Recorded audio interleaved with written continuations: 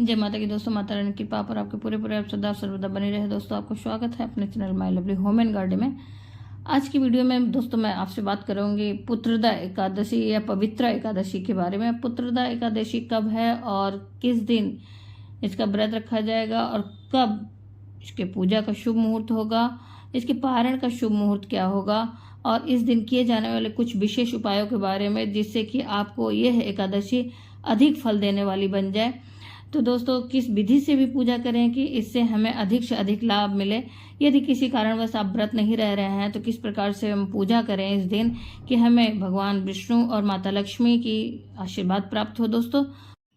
और दोस्तों, साथ ही ऐसा किस विधि से पूजा करें कि भोले बाबा का भी विशेष आशीर्वाद प्राप्त हो। तो दोस्तों, चलिए हम लोग शुरू करते हैं अपनी जानकारी। लेकिन उसके पहले आपसे एक रिक्वेस्ट है कि इस वीडियो को पूरा देखें। बहुत ही खास जानकारियां होने वाली हैं, कहीं कुछ मिस न हो जाए, इसलिए अंत तक अवश्य ही देखें। अगर कोई भी जानकारी आपको अच्छी और उपयोगी लगे तो लाइक तो अवश्य करें, अपने फ्रेंड्स और फैमिली में ज़्यादा से ज़्यादा शेयर भी करें। और आप मेरे चैनल पर नए हैं तो मेरे चैनल को सब्सक्राइब करें, बेल नोटिफिकेशन अवश्य ही दबाएं, जिससे आने वाली वीडियो की जानकारी आपको समय से प्राप्त हो सके। दोस्तों, कोई भी सुझाव या प्रश्न हो तो कमेंट बॉक्स में आप लिख सकते हैं, या फिर कोई भी विशेष वीडियो देखना चाहते हैं किसी तीज त्यौहार से संबंधित तो उसके लिए भी आप लिख सकते हैं वीडियो में दोस्तों। तो दोस्तों, हिंदू धर्म में एकादशी के व्रत का विशेष महत्व होता है। सावन मास के शुक्ल पक्ष की एकादशी तिथि को पुत्रदा एकादशी या पवित्र एकादशी भी कहते हैं। एकादशी तिथि भगवान विष्णु जी को समर्पित होती है और ये पूरे वर्ष में 24 एकादशियां होती हैं, लेकिन इस वर्ष जैसे अधिक मास लगा है तो ये 26 हो गई हैं। इस दिन विधि विधान से भगवान विष्णु जी की पूजा अर्चना की जाती है। मान्यता है कि जो लोग एकादशी का व्रत रखकर भगवान विष्णु जी की पूजा करते हैं उनकी समस्त मनोकामनाएं पूरी होती हैं। श्रावण पुत्रदा एकादशी का व्रत रखने वाले को वाजपेयी यज्ञ के समान पुण्य की प्राप्ति होती है। इसके अलावा इस यज्ञ के पुण्य के प्रभाव से भक्तों को संतान प्राप्ति का वरदान भी मिलता है। इस व्रत को करने से निसंतान दंपतियों को संतान सुख की प्राप्ति होती है। धार्मिक मान्यता के अनुसार एकादशी का व्रत रखने से व्यक्ति को मृत्यु के बाद मोक्ष की प्राप्ति होती है। दोस्तों, पुत्रदा एकादशी का व्रत करने से संतान सुख बढ़ता है। फिर उसके साथ ही महिलाएं अपने बच्चों को जो है उनकी उन्नति के लिए, उनकी लंबी आयु के लिए भी यह व्रत रखती हैं। इस दिन व्रत रखने से सभी तरह की शारीरिक परेशानियां भी दूर होने लगती हैं। दोस्तों, माना जाता है कि इस व्रत को करने से जिससे पुण्य की प्राप्ति होती है वह हजारों सालों तक तपस्या करने से भी नहीं मिलता है।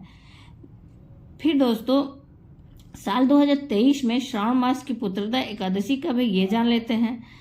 तो दोस्तों, एकादशी की तिथि तो शुरुआत हो रही है 27 अगस्त की तड़के 12:08 पर। एकदम जैसे जब 27 अगस्त प्रारंभ होगा उसी समय ये इसकी शुरुआत होगी और इसकी समाप्ति होगी 27 अगस्त को ही रात्रि में 9:32 पर। इस प्रकार पुत्रदा एकादशी का व्रत है वो 27 अगस्त 2023 दिन रविवार को रखा जाएगा। फिर उसके बाद दोस्तों, पूजा का जो शुभ मुहूर्त है 27 अगस्त को सुबह से ही प्रारंभ हो जाएगा।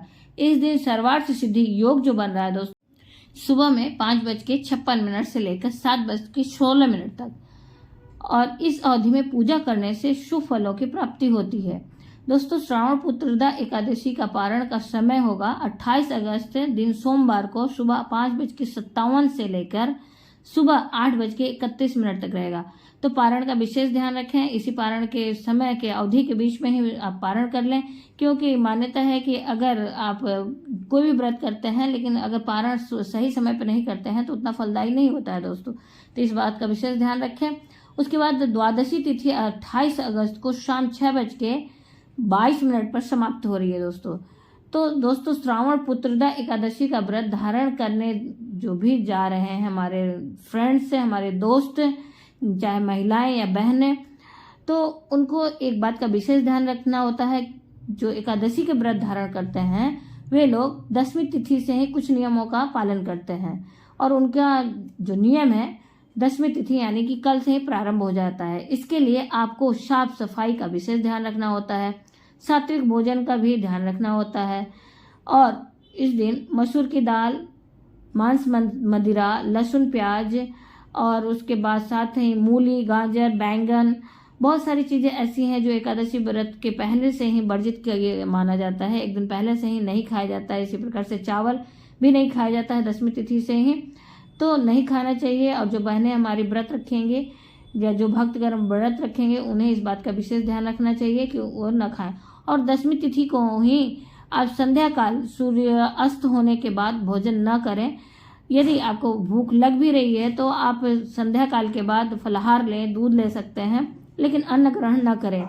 और रात्रि में सोने से पहले ब्रश अवश्य ही कर लें या दातुन कर लें, जिससे कि कोई भी अन्न आपके दांतों में फंसा न रहे। इस बात का विशेष ध्यान रखें दोस्तों। फिर जिस दिन एकादशी प्रारंभ होगी उस दिन ब्रह्म मुहूर्त में उठें और ब्रह्म मुहूर्त में उठकर नित्य क्रिया से निवृत्त होने के बाद गंगा जल मिश्रित जल से स्नान करें। और उसके बाद सर्वप्रथम सूर्यदेव को साफ स्वच्छ वस्त्र पहनने के बाद, लेकिन आज के दिन विशेष ध्यान रखें दोस्तों कि पीले वस्त्र को धारण करें। ये भगवान का प्रिय वस्त्र रंग है, तो इस रंग के वस्त्र को धारण करके सूर्यदेव को अर्घ्य दें और अपने पूजा स्थल पर पहुंचकर गंगा जल छिड़काव करके सारी सामग्रियों का शुद्धिकरण करें दोस्तों। फिर एक शुद्ध देसी घी का दीपक जलाएं और संकल्प अवश्य धारण करें। सर्वप्रथम संकल्प धारण करें व्रत का। अब उसके लिए अपने हाथ में आप पुष्प लें, फिर जल लें और एक सिक्का लें। एकादशी के व्रत में चावल वर्जित रहता है, इसलिए संकल्प में भी चावल का इस्तेमाल न करें। और इस प्रकार से अपने नाम को, अपने गोत्र को बोलते हुए, तिथि को बोलते हुए, स्थान को बोलते हुए, अपनी कामना बोलते हुए, भगवान से क्षमा याचना मांगते हुए प्रभु से ये प्रार्थना करें कि हे प्रभु, इस व्रत को मेरे निर्विघ्न पूर्ण कराएं और मेरी मनोकामना निर्विघ्न पूर्ण करें दोस्तों। और इस प्रकार से सारी सामग्रियों को प्रभु के चरणों में अर्पित करते हुए पूजा प्रारंभ करें। यदि आप अलग से चौकी रखना चाहते हैं तो पहले चौक पूरें, चौक पूर के एक लकड़ी का चौकी रखें, उसके ऊपर पीले रंग का वस्त्र बिछाएं। फिर अगर आपके घर में भगवान का विग्रह रूप या मूर्ति रूप है तो उस पर स्थापित करें। यदि मूर्ति नहीं है, फोटो है, तो फोटो को रखें और फोटो को गंगा जल से छिड़काव करके शुद्धिकरण करें। यदि आपके पास मूर्ति है तो इस दिन अवश्य ही आप उनका गंगा जल में से जल से अभिषेक करें, स्नान कराएं और उसके बाद पंचामृत से अभिषेक करें और फिर शुद्धिकरण, फिर गंगा जल में से जल से शुद्धिकरण, फिर स्नान कराएं दोस्तों। इस प्रकार से स्नान कराने के बाद और इस दिन श्री हरि विष्णु जी की मूर्ति के साथ ही लड्डू गोपाल की अगर आपके पास मूर्ति या प्रतिमा है तो उसकी भी अवश्य ही पूजा करें, या फिर भगवान के किसी भी स्वरूप के आपके पास मूर्ति है तो उसकी पूजा करें। फिर उसके बाद दोस्तों भगवान को पीले वस्त्र पहनाएं, मूर्ति है तो पहनाएं, या फिर अगर फोटो है तो आप कलावा रूपी वस्त्र भी अर्पित करके काम चला सकते हैं। उसके बाद भगवान का श्रृंगार करें, पीले चंदन लगाएं, हल्दी लगाएं, पुष्पों की माला पहनाएं, पीले पुष्पों की माला पहनाएं और इस प्रकार से भगवान का विधि विधान से पूजन करें। धूप दीप नैवेद्य से धूप दीप जलाकर पूजन करें और भगवान के प्रिय रंग के जो मिठाई होती है उसका भोग लगाएं और साथ ही प्रिय रंग के फलों का भी भोग लगाएं। इसमें आप केला का भोग लगा सकते हैं भगवान को, या फिर अपने कोई पसंद की चीज़ों का भी भोग लगा सकते हैं दोस्तों। इस प्रकार से विधि विधान से पूजन करने के बाद इस दिन एकादशी व्रत, पुत्रदा एकादशी व्रत की कथा अवश्य ही सुने या पढ़ना चाहें तो पढ़ें, या फिर दोस्तों जिस प्रकार से आपको सुविधा हो उस प्रकार से आप सुन सकते हैं या फिर पढ़ सकते हैं। इस प्रकार से करने के बाद आप अंत में आरती अवश्य करें, भगवान की आरती करके पूजा को संपन्न करें। साथ ही में एकादशी के सारे दिन और रात्रि के जागरण का विधान होता है दोस्तों, तो आप कोशिश करें इस दिन ना ही दिन में सोएं और ना ही रात्रि में सोएं, और रात्रि जागरण करते हुए भगवान के मंत्र का जाप करें या भजन कीर्तन करें और इस प्रकार से पूजा संपन्न करें। सारे दिन का फलाहार रहता है दोस्तों, तो इस बात का विशेष ध्यान रखें। आप इस व्रत में भी नमक ना खाएं, व्रत वाले नमक भी नहीं खाने चाहिए, तो कोशिश करें अगर कोई शारीरिक दिक्कत परेशानी नहीं है तो नमक का इस्तेमाल न करें। और इस प्रकार से आप, यदि आपको झपकी आ भी जा रही है तो कुछ ऐसे उपायों को मैं बताऊंगी जिससे कि आपको नींद अगर आ भी गई, झपकी आ भी गई, तो उस पाप से आप मुक्त हो सकते हैं। यदि आप सोते हैं तो ऐसा मान्यता है कि एकादशी व्रत या व्रत में सोने से सारे फल जो होते हैं व्रती का, त्रिजटा नाम की जो राक्षसी थी उसे प्राप्त हो जाता है दोस्तों। इसलिए इस बात का विशेष ध्यान रखें कि इस दिन न सोएं। यदि नींद आती है तो क्या उपाय करेंगे जानेंगे अंत में। इस दिन आप भगवान के सहस्त्र नाम का भी जाप आप कर सकते हैं। इस प्रकार से पूजा संपन्न होने के बाद दूसरे दिन आप द्वादशी के दिन सुबह में उठकर नित्य की तरह भगवान की पूजा अर्चना के लिए आप तैयार होंगे। स्नान आदि के बाद भगवान की विधि विधान से पूजा अर्चना करें और भोग लगाएं। उसके बाद ही आप पारण करेंगे। लेकिन पारण करने के पहले भी आप विशेष ध्यान रखें कि ब्राह्मण को भोजन अवश्य कराएं। अगर ब्राह्मण सुबह में नहीं मिल पाते हैं तो आप उनके निमित्त दान की सामग्री, एक व्यक्ति की खाने भर की सामग्री, कच्चा अनाज निकालकर ही उसके साथ ही कुछ दक्षिणा भी निकालें और उसके बाद ही आप अपना पारण करें। और इस प्रकार से उस दिन भी आप द्वादशी के दिन सात्विक भोजन का ही पारण करें। और मान्यता है कि इस दिन भी कई बार नहीं खाना चाहिए, तो 2 बार खाने का ही नियम है दोस्तों द्वादशी के दिन भी। तो कोशिश करें, अगर आप सुबह खा ले रहे हैं तो इतना पर्याप्त भोजन कर लें। अगर नाश्ते के समय में कर सकते हैं तो कर लें, नहीं तो आप पानी, अगर तुलसी दल डाल के, अगर भोजन नहीं बन पाया है तो मुख में तुलसी दल डाल के उस मुहूर्त के बीच में अपने व्रत को खोल सकते हैं दोस्तों। इस प्रकार से करने के बाद आप दिन में चावल न खाएं द्वादशी के दिन भी, तो अति श्रेष्ठ होता है। और संध्या काल के बाद से आप प्रतिदिन की तरह अपना नित्य क्रिया प्रारंभ कर सकते हैं। और ये तो रहे दोस्तों कुछ पूजा की विधि है या जो किस तरह से शुभ मुहूर्त में कार्यों को करें, इन सब बातों की जानकारी। अब जानते हैं दोस्तों कि इस दिन क्या उपाय करें विशेष कि हमें विशेष लाभ मिले दोस्तों।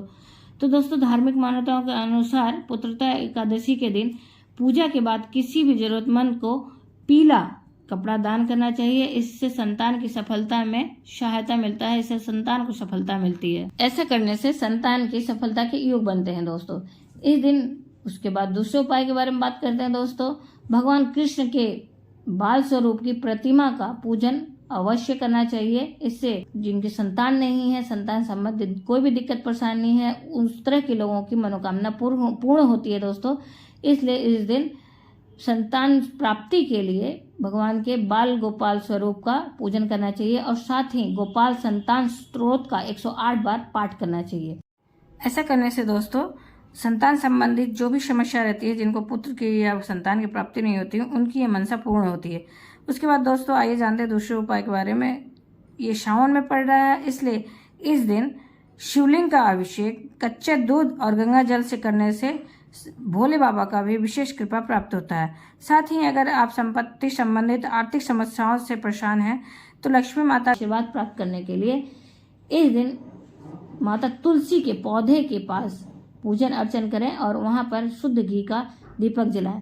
यदि आप ऐसा करते हैं तो आपको लक्ष्मी संबंधित परेशानियों से छुटकारा मिल सकता है और माता लक्ष्मी का विशेष आशीर्वाद प्राप्त होता है दोस्तों अब हम जानते हैं कि क्या करें कि हमें नींद आने पे पाप न लगे। तो इसके लिए दोस्तों आप तुलसी के पत्ते को पहले से अपने पास रखें। यदि आपको झपकी भी आती है तो उस दोष से आप बच सकते हैं। साथ ही इस बात का भी विशेष ध्यान रखें कि इस दिन तुलसी के पत्ते नहीं तोड़े जाते हैं। ऐसे भी रविवार है, उस दिन भी नहीं तोड़े जाते हैं और एकादशी को तो खास करके नहीं तोड़े जाते हैं। लेकिन भगवान का भोग भी पूर्ण नहीं होता है बिना तुलसी के पत्ते का। इसलिए आप कल के दिन ही, शनिवार के दिन ही तुलसी के पत्तों को पहले से ही तोड़ लें, जिससे कि आपको रविवार के दिन परेशान न होना पड़े। दोस्तों इस बात का विशेष ध्यान रखें। दोस्तों उम्मीद करते हैं इस वीडियो की जानकारी आपको अच्छी और उपयोगी लगी होगी। अगर उपयोगी लगी तो लाइक तो अवश्य करिए, अपने फ्रेंड्स और फैमिली में ज़्यादा से ज़्यादा शेयर भी करिए। आप मेरे चैनल पर नए हैं तो मेरे चैनल को सब्सक्राइब करिए, बेल नोटिफिकेशन अवश्य ही दबाएं, जिससे आने वाले वीडियो की जानकारी आपको समय से प्राप्त हो सके। दोस्तों कोई भी प्रश्न हो या सुझाव हो तो आप लिख सकते हैं। और नेक्स्ट वीडियो में हम लोग मिलते हैं, पुत्रदा एकादशी की व्रत कथा के बारे में जानेंगे। धन्यवाद दोस्तों। जय माता की दोस्तों। माता रानी की कृपा और आपके पूरे परिवार सदा और सर्वदा बनी रहे दोस्तों।